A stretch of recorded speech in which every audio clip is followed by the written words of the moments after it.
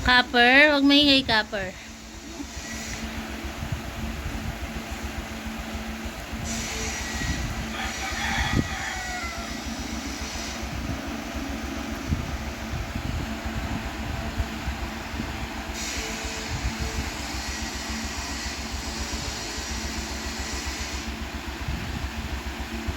Si Lips inaantok.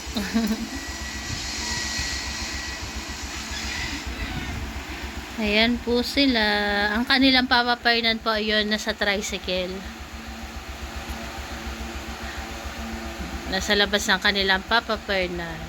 Si Copper po, sa nagtatanong kung bakit labas na yung ribs ni Copper, siya po ay walang sakit. Talaga lang pong payatin siya. Kumbaga po sa tao, kahit anong kain, hindi po siya tumataba. Kasi po bali 2 beses namin siyang pina-check up. Last year po sa kanong mga February. Kailan ba natin pina-check up si Copper? February, January. Basta yung mga nakaraan. Hindi ako naririnig ni Papa Fernan. Nasa labas po kasi siya, naandar yung kanyang tricycle. Basta po, 2 beses na po namin siya napa-check up. Last year po, nung August, pina-check up namin si Copper. Normal din po yung kanyang CBC test saka yung biochem. Tapos po nung mga nakaraang buwan po, pina-check up din po namin siya. Kasabay po ni Barako nung nagkasakit po si Bara. Ay, January po yun, natandaan ko na. Kasi hit days po ni Bronze noon, kasama po namin si Copper. Hindi po siya, napa-check up po namin siya. Tapos si Bronze, hindi siya na-vaccine ng 5-in-1 dahil nga po nag-hit si Bronze. Bawal po i-vaccine kapag nag-hit ang alaga natin. Bawal siya i-vaccine ng 5-in-1. Tapos si Copper po, na-check up po ulit na CBC test po siya sa biochem. Normal po uli yung kanyang test. Tapos, ang ginawa po ng vet, sinuggest na muna po siya, yung renal food para po sa bituka. Pero, okay pa rin naman po yung resulta ni Copper. Wala po siyang sakit. Kaya po, sa mga nagtataka po kung bakit kita yung ribs ni Copper, siya po ay masigla. Normal po yung kanyang mga laboratory test. Wala po siyang problema. Ayan naman po si Solo. Bibi, tingin ka dito, Bibi. Ayan si Bibi, nakahiga lang. Ayan po si Gracia, nakahiga din. Si Janelle, si Cherry Girl, si Kuya Barako, si Copper, si Goku, si Lips, nakahiga din. Tapos si Copper, si Milky at si Grace. Si Clear po, si Mami Diva, si Iron, nandito po sa ilalim ng papag na inuupuan ko.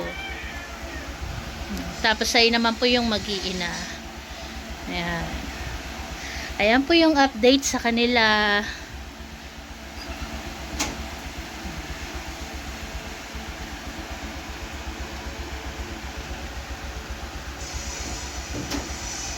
God bless po sa ating lahat.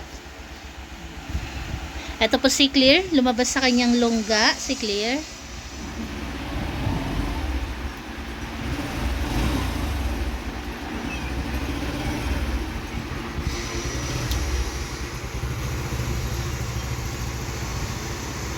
Tingnan niyo po kung gaano sila kababait.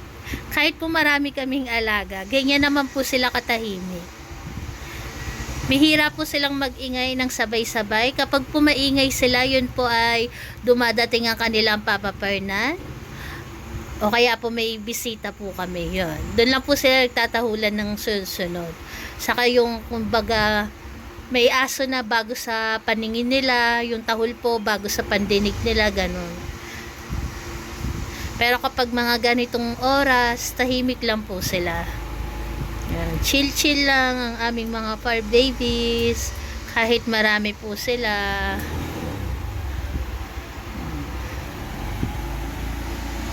Sure naman kami na kahit marami sila, hindi po sila nakakaabala sa aming mga kapitbahay. Lalo na po sa gabi. Sa gabi po, diretso ang tulog nila. Pag kami tulog, tulog din po sila. Hindi sila maingay sa gabi. Mas maingay pa nga po yung mga aso sa labas kaysa sa kanila. Ayan. Ayan ang mag-ina, si Solo at si Iron.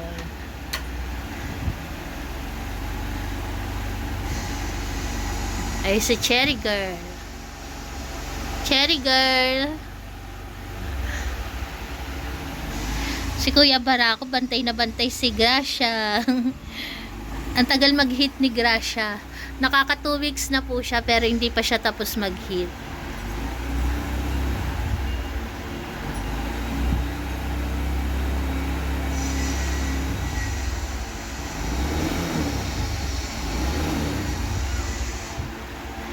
Ayun si Papa nila, nasa labas pa rin ang kanilang Papa Fernand.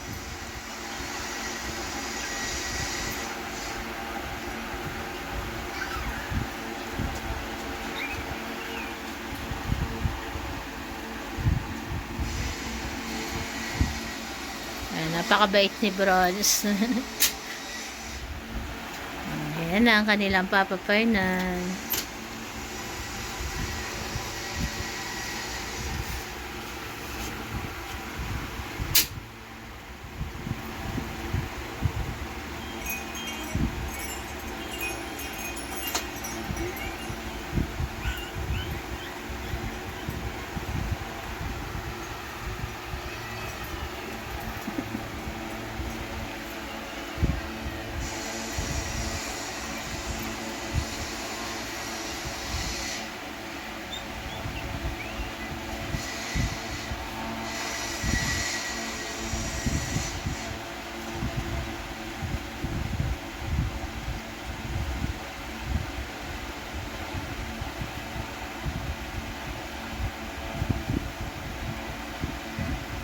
Paggabi nga po pala, tinatanggal po namin yung sapin ng mag-iina.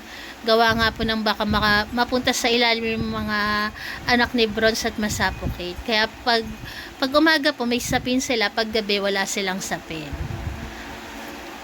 Para safe naman sila. Kasi mahirap na po yung natutulog kami tapos baka mamaya mapailalim sila sa sapin. Kaya inaalis po namin paggabi.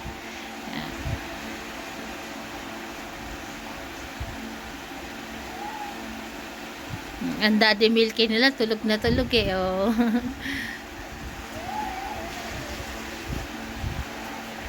Ayan po. God bless po sa atin.